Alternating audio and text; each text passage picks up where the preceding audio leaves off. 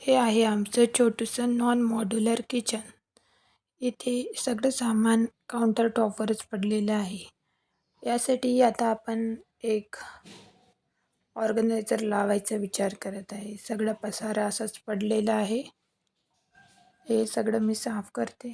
आधी एक शेल्फ लावून घेतलेला आहे चहा साखरचे डबे वगैरे ठेवण्यासाठी.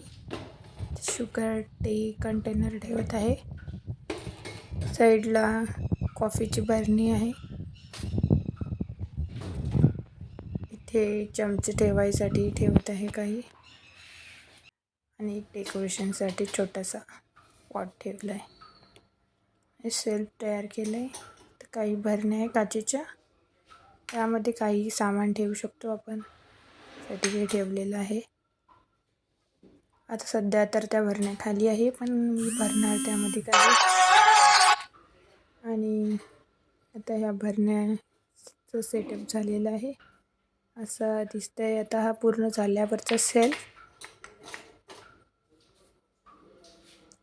हे डेकोरेशनसाठी मी एक बॉटल ठेवली आहे, त्यामध्ये एक मनी प्लांट लावलेला आहे. तो मनी प्लांट पाण्यातच वाळते.